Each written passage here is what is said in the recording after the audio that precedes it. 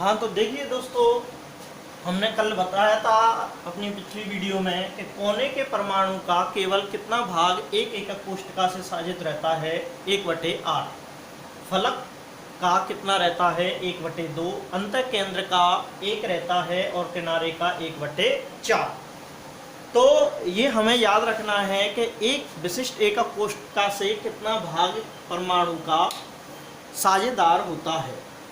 इस पे आधारित एक क्वेश्चन इस प्रकार आया था।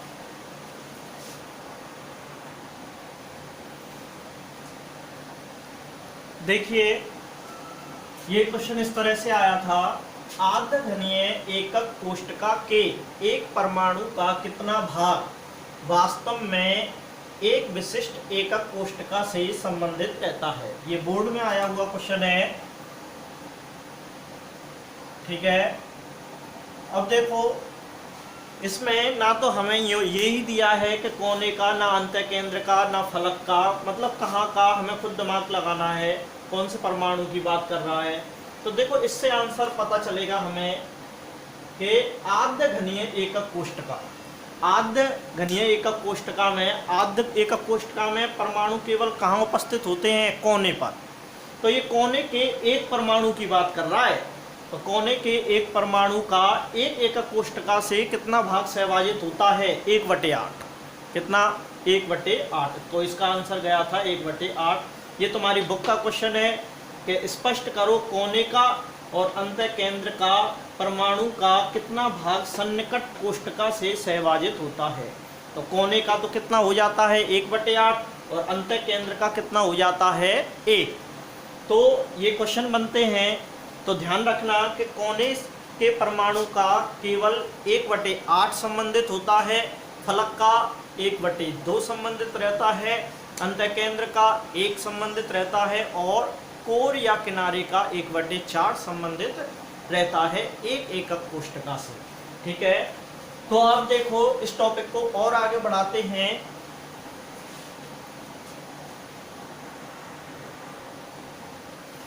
तो देखिए, अगला टॉपिक है हमारा घनीय एकक कोष्ठिका में अवयवी कणों की गणना। और घनीय एकक कोष्ठिका में केवल 3 ही एकक कोष्ठिका संभव होती हैं, एक तो सरल, और एक काय केंद्रित, और एक फलक केंद्रित। 3 एकक कोष्ठिका कल बताई थी हमने। प्रत्येक एकक कोष्ठिका में कितने कितने क्रिस्टल जालक बन सकते हैं, सारी बताए थे हमने पिछली वीडियो में। तो देखो, तो सरल घनीय एकक कोष्ठिका का पहला पार्ट ले रहे हैं हम, सरल घनीय, सरल एकक कोष्ठिका ले रहे हैं, आद्य। ठीक है, और एक बार और बता दूं मैं तुम्हें, देखो जो अंत्य केंद्रित थी ना, अंत्य केंद्रित का दूसरा नाम और है आधार केंद्रित। ठीक है, अंत्य केंद्रित का दूसरा नाम क्या है, आधार केंद्रित। तो एक ही मतलब है दोनों का। तो ये मत सोचना कभी अगर आधार केंद्रित लिखा आ गया और तुम नहीं समझ पाओ तो उसका मतलब क्या है, अंत्य केंद्रित ही है। लिख लेना कॉपी के टॉप पर कि अंत्य केंद्रित बराबर आधार केंद्रित। तो देखो, पर अभी हमारा टॉपिक ये नहीं है, हमारा टॉपिक ये है कि सरल और आद्य घनीय एकक कोष्ठिका में हम किसकी गणना करेंगे, अवयवी कणों की गणना।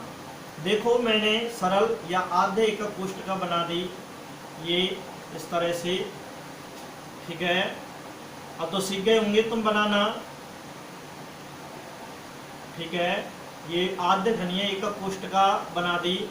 और आद्य घनीय एकक कोष्ठिका में अवयवी कण केवल और केवल कहाँ उपस्थित रहते हैं, कोनों पर। कहाँ, कोनों पर उपस्थित होते हैं।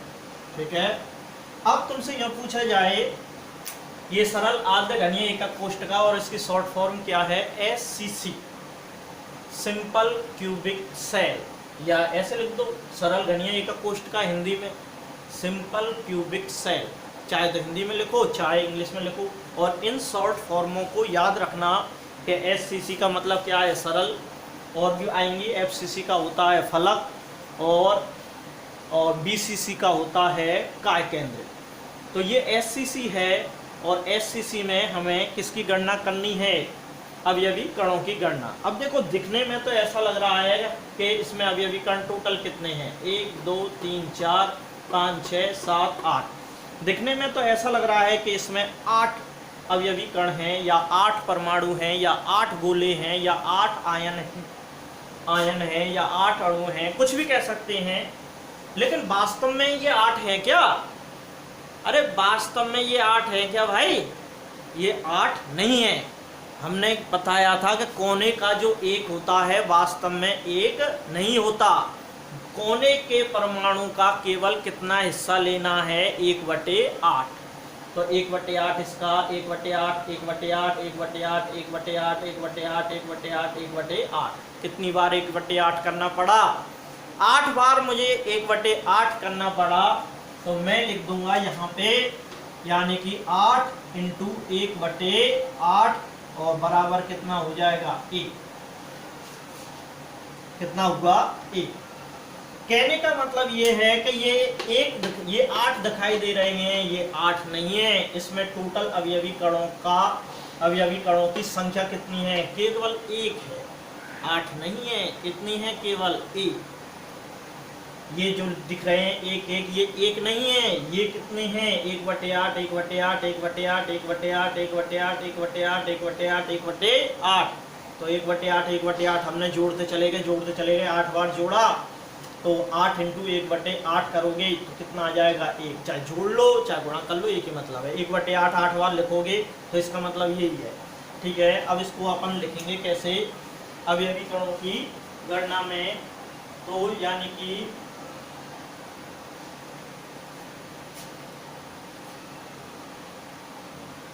यहाँ पे SCC में कुल परमाणुओं की संख्या, परमाणु ले लो अवयवी कण ले लो, एक ही मतलब है, उससे कंफ्यूज मत होना भाई। कुल परमाणु गुणा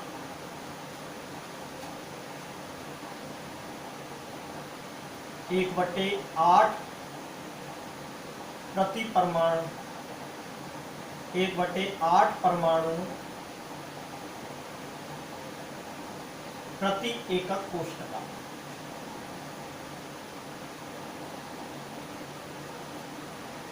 प्रति एकक कोष्ठक, यानी कि कुल परमाणु कितने हैं? 8, और इनका केवल कितना लेना है? 1/8। तो 8 × 1/8 बराबर 1।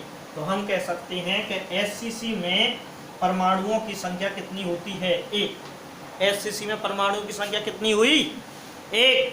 कितनी होगी? 1 होगी। ठीक है, जो हमें 8 दिखाई दे रहे हैं वो 8 नहीं है, वो वास्तव में कितने हैं? 1 हैं। ठीक है, 8 मत गिन लेना गलती से भी। अब कुल परमाणुओं की संख्या कह लो या अवयवी कणों की संख्या कह लो, जालक बिंदुओं की संख्या कह लो, कुछ भी कह लो, कितनी आएगी? 1। और कोने के परमाणु का कितना हिस्सा एक एकक कोष्ठक से संबंधित होता है? 1/8। कितना? 1/8। और टोटल परमाणुओं की संख्या कितनी होती है? 1। 8 × 1/8 बराबर 1। ओके, आगे देखते हैं। फिर इसमें देखिए, आगे चलते हैं। काय केंद्रित घनीय एकक कोष्ठक, BCC। ठीक है, बॉडी सेंटर्ड क्यूबिक, या अगर इंग्लिश में याद नहीं हो तो काय केंद्रित घनीय एकक कोष्ठक ऐसे लिख देना। ठीक है, इसको BCC के नाम से जाना जाता है। काय केंद्रित कह लो या अंतः केंद्रित कह लो, काय केंद्रित कह लो या अंतः केंद्रित कह लो। तो देखो, इसमें इसका चित्र बनाएंगे अपन। काय केंद्रित में क्या होता है भाई? काय केंद्रित का डायग्राम बनाएंगे। काय केंद्रित किसे कहते हैं? कोने पर तो होंगे ही होंगे, और एक अवयवी कण अंतः केंद्र में उपस्थित होगा। ठीक है, तो पहले मैं ये डायग्राम बना लेता हूं, ये लो।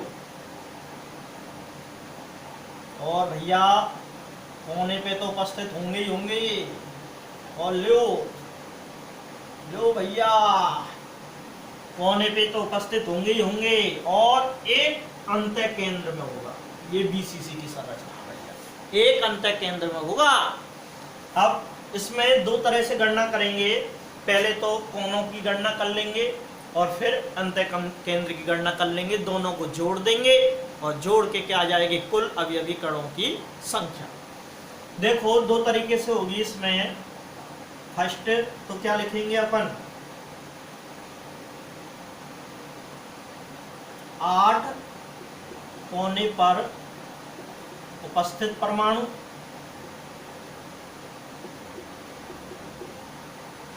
गुणा 1/8 परमाणु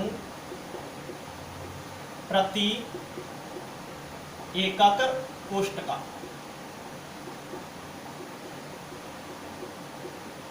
ठीक है, पहले तो कोनों की गणना कर लो। हम जानते हैं कोने के सबरे कुल मिला के कितने बनते हैं, 1 बनता है। ठीक है, चलो 8 × 1/8 और बराबर कितना हो गया, 1। तो कोने का बोले तो कोने के गोलों की संख्या कुल कितनी आ गई, 1। दूसरा अंतः केंद्र की बात करें, एक अंतः केंद्र में उपस्थित परमाणु गुणा, अब अंतः केंद्र का केवल कितना सहभाजित रहता है, 1। अंतः केंद्र का तो 1 ही रहता भाई। 1 परमाणु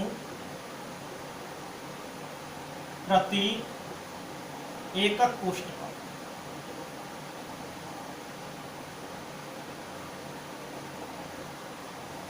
तो यानी कि 1 × 1 बराबर कितना आ गया, 1।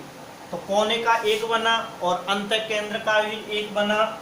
तो अतः बीसीसी संरचना में कुल परमाणुओं की संख्या, कुल परमाणुओं की संख्या 1 + 1 बराबर 2। कितनी आई, 2। एक कोने का बन जाता है और एक अंतः केंद्र का बन जाता है। तो कुल मिला के बीसीसी में कुल परमाणुओं की संख्या कितनी होती है, 2। बीसीसी यानी कि काय केंद्रित घनीय एकक कोष्ठक। ठीक है, और एससीसी में कितने होते हैं, 1। एससीसी में 1। समझ गए। चलो नेक्स्ट देखते हैं अपन। अब देखो अगली एकक कोष्ठक लेते हैं, फलक केंद्रित घनीय एकक कोष्ठक। इसे शॉर्ट में क्या कहते हैं, एफसीसी। क्या कहेंगे, एफसीसी। या इसका दूसरा नाम भी है घनीय निविड़ संकुलन, घनीय निविड़ संकुलन। और इसकी शॉर्ट फॉर्म क्या होती है, सीसीपी। ठीक है, सीसीपी कह लो चाहे एफसीसी कह लो, दोनों का मतलब होता एक ही है। ठीक है, ये बोर्ड में भी आ चुकी है फुल फॉर्म। ठीक है, बोर्ड में कैसे क्वेश्चन आया था कि सीसीपी की फुल फॉर्म बताइए, पूरा नाम बताइए। तो क्या लिखना था, घनीय निविड़ संकुलन। कई गधे ऐसे भी लिखे आए कि फलक केंद्रित घनीय एकक कोष्ठक। अरे मतलब एक ही है होने को तो, लेकिन फुल फॉर्म दोनों के अलग अलग हैं। ठीक है कि नहीं, मतलब इसका पूरा नाम अलग है, एफसीसी का पूरा नाम अलग है, लेकिन संरचना यही है। ठीक है, अब इसमें देखो फलक केंद्रित में क्या होता है कि परमाणु कोने पर तो होंगे ही होंगे और प्रत्येक फलक के केंद्र में भी उपस्थित होंगे। तो ये देखो फलक 1 2 3 4 5 और 6, एक आगे का और एक पीछे का। ओके, तो यहाँ पे देखते हैं अपन कि इसके अवयवी कणों की गणना कैसे करेंगे। पहले तो कोनों की कर लेंगे और फिर फलकों की कर लेंगे। ठीक है क्या नहीं। तो कोने की गणना करेंगे पहले तो 8 कोने पर उपस्थित परमाणु गुणा 1/8 परमाणु प्रति एकक कोष्ठक।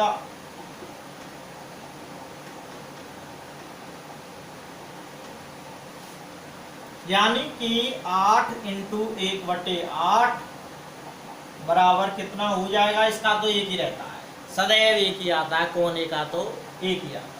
चलिए दूसरा देखते हैं, फलकों की बात करें 6 फलक है भैया, मैंने बता भी दिए थे उस दिन के फलक कितने होते हैं, 6। 6 फलकों पर उपस्थित परमाणु इनटू, और फलक का कितना भाग एक कोष्ठका से संबंधित होता है, 1/2। कितना? 1/2। 1/2 परमाणु प्रति एकक कोष्ठका। और ये देखो 6 फलकों पर उपस्थित परमाणु 6 और 1/2 बराबर कितना आ गया? 3। तो फलक का कितना परमाणु बनता है? 3 बनता है। 1/2 1/2 1/2 1/2 टोटल करेंगे तो कितना आ जाएगा? 3। अतः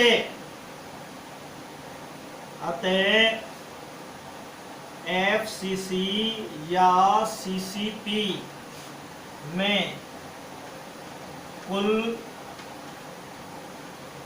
परमाणुओं की संख्या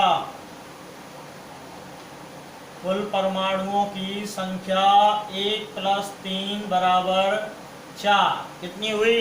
4। तो FCC या CCP में कुल परमाणुओं की संख्या कितनी होती है? 4। SCC में कितनी होती है? कितनी होती है नालायकों? SCC में होती है 1 और BCC में कितनी होती है? 2 और FCC या CCP में कितनी होती है? 4। समझ गए क्या नहीं? ये अवयवी कणों की गणना की हमने।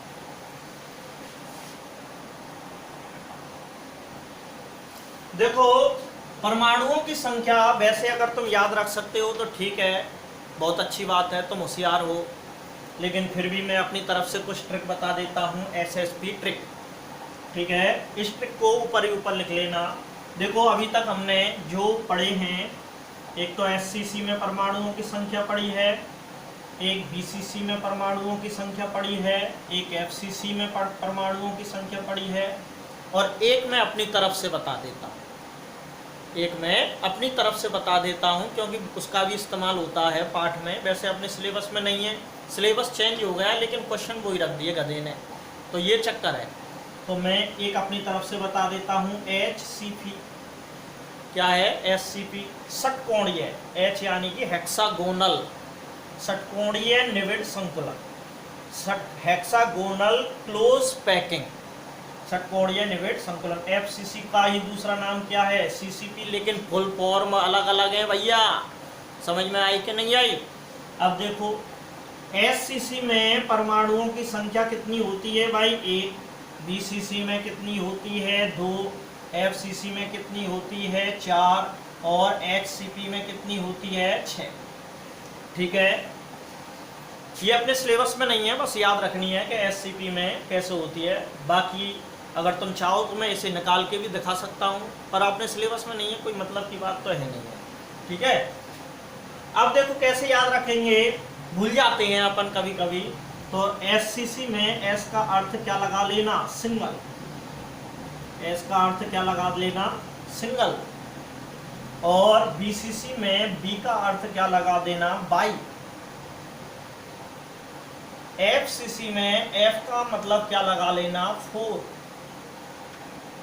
और HCP में H का मतलब क्या लगा देना? हेक्सा।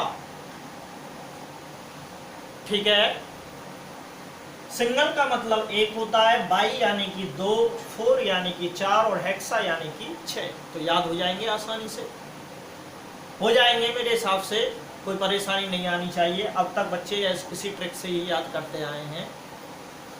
तो ठीक है, इस ट्रिक को ऊपर ही ऊपर लिख लेना। चलो और आगे बढ़ाते हैं इसे। देखो इससे पहले एक ट्रिक और थी, वो हमने जब 7 क्रिस्टलीय समुदाय लिखे थे तो उसमें नीचे लिखा हुआ है घचवी सट त्रि-एक त्रिन। कैसे? घचवी सट त्रि-एक त्रिन। अब क्लास होती तो मैं तुम्हें बुलवा के वैसे याद करवा देता है। इसे 2-3 बार बोलोगे या फिर माला जपोगे तो अपने आप याद हो जाएगी कि घचवी सट त्रि-एक त्रिन। ठीक है, ये 7 क्रिस्टलीय समुदायों को याद करने की ट्रिक है। इसमें घा, घा का अर्थ क्या होता है? घनीय, ठीक है। और चा का मतलब क्या होता है? चतुष्कोणीय।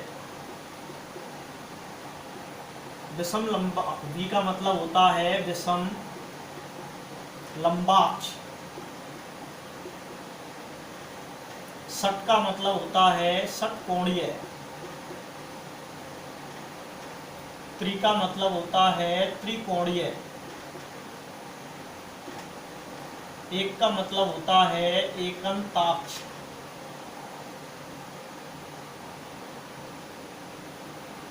और त्रिम का मतलब होता है त्रिंताक्ष, ठीक है। ये 7 क्रिस्टलीय समुदायों को आसानी से याद करने का तरीका है। गच्छवी सट त्रि एक त्रिन, गच्छवी सटे त्रि एक त्रिन। समझ में आई कि नहीं आई नालायकों? चलो और आगे देखता हूं मैं।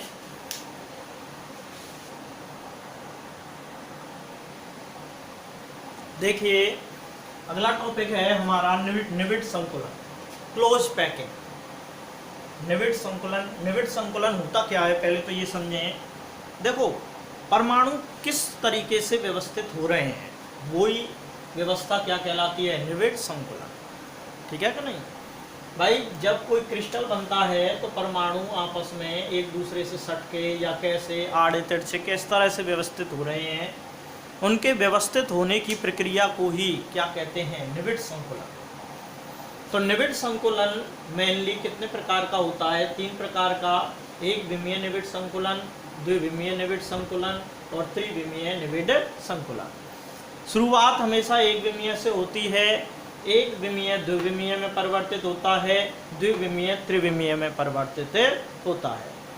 तो एक विमीय निविड संकुलन, अब ये वाली गोले में जो मैंने लिखे हैं उपसह संयोजन संख्याएं हैं। क्या हैं ये? उपसह संयोजन संख्या, उपसह संयोजन संख्या या समन्वय संख्या, ठीक है। ये जो मैंने गोले में लिखी हुई है, ये क्या लिखी हुई है? उपसह संयोजन संख्या या समन्वय संख्या। अब तो आप दिमाग में आ गया होगा क्वेश्चन, ये क्या चीज है यार, क्या बला लिख दी है उपसह संयोजन संख्या? आ जाएगा, आगे आ जाएगा, ठीक है, टेंशन मत लो। अभी तो मैं केवल इस डायग्राम को समझा रहा हूँ। ये गोले में उपसह संयोजन संख्या लिख दी है मैंने। तो एक विमीय निविड संकुलन की उपसह संयोजन संख्या कितनी रहती है? 2। द्विविमीय निविड संकुलन से 2 संरचनाएं प्राप्त होती हैं। द्विविमीय वर्ग निविड संकुलन, द्विविमीय षटकोणीय निविड संकुलन। द्विविमीय वर्ग निविड संकुलन की जो उपसह संयोजन संख्या या समन्वय संख्या होती है वो कितनी होती है? 4। ध्यान रखना, परमाणुओं की संख्या अलग है। अब परमाणुओं की संख्या, अवयवी कणों की संख्या और आयनों की संख्या, वो चीज़ एक अलग है। उपसह संयोजन संख्या या समन्वय संख्या अलग है, ठीक है। तो द्विविमीय वर्ग निविड संकुलन में उपसह संयोजन संख्या कितनी होती है? 4। द्विविमीय षटकोणीय निविड संकुलन में उपसह संयोजन संख्या कितनी होती है? 6। ये द्विविमीय बन गया। अब द्विविमीय से त्रिविमीय पे आ जाते हैं। तो त्रिविमीय निविड संकुलन इस द्विविमीय से ही प्राप्त होगा। और द्विविमीय में 2 संरचनाएं प्राप्त हुई हैं हमें, एक द्विविमीय वर्ग निविड संकुलन और एक द्विविमीय षटकोणीय निविड संकुलन। तो पहले हम द्विविमीय वर्ग निविड संकुलन से प्राप्त करते हैं क्या? त्रिविमीय निविड संकुलन। त्रिविमीय निविड संकुलन प्राप्त करेंगे तो कुल मिला के लास्ट में जो संरचना बनेगी उसको क्या कह देंगे अपन? SCC। क्या कहेंगे? SCC। और SCC का मतलब क्या है? आद्य घनीय एकक कोष्ठका। SCC और इसकी उपसह संयोजन संख्या या समन्वय संख्या कितनी होती है? 8। लेकिन परमाणुओं की संख्या 1, परमाणुओं की संख्या तो 1 रहती है इसमें, लेकिन उपसह संयोजन संख्या कितनी रहती है? 8। अब द्विविमीय षटकोणीय निविड संकुलन में 2 कंडीशन फिर पैदा हो जाती हैं कि या तो चतुष्फलकीय रिक्तियां ढकें, चतुष्फलकीय रिक्तियों का आच्छादन, आच्छादन यानी कि ढकना, और या फिर अष्टफलकीय रिक्तियों का आच्छादन या फिर अष्टफलकीय रिक्तियों को ढकें। क्योंकि द्विविमीय षटकोणीय निविड संकुलन के ऊपर जो दूसरी परत रखी जाती है तो 2 रिक्तियां उत्पन्न होती हैं उसमें, एक तो चतुष्फलकीय और एक अष्टफलकीय। तो चतुष्फलकीय रिक्तियों का आच्छादन करें या फिर अष्टफलकीय रिक्तियों का आच्छादन करें। यदि चतुष्फलकीय रिक्तियों का आच्छादन करते हैं तो कौन सी संरचना बनती है? HCP षटकोणीय निविड़ संकुलन, हेक्सागोनल क्लोज पैकिंग। और इसकी उपसय संयोजन संख्या या समन्वय संख्या कितनी होती है? 12। कितनी? 12। अष्टफलकीय रिक्तियों का जब आच्छादन होता है तो कौन सी संरचना बनती है? CCP या FCC। CCP या FCC एक ही मतलब है। और इसकी उपसय संयोजन संख्या या समन्वय संख्या कितनी होती है? 12। दोनों की 12-12 होती है, लेकिन परमाणुओं की संख्या दोनों में अलग अलग होती है, ध्यान रखना। CCP में तो परमाणु कितने होते हैं? 4। HCP में कितने होते हैं? 6। ठीक है, तो इस डायग्राम को ऐसे की ऐसे ही बना लें और इसके बारे में अपन चर्चा नेक्स्ट वीडियो में करेंगे। ओके।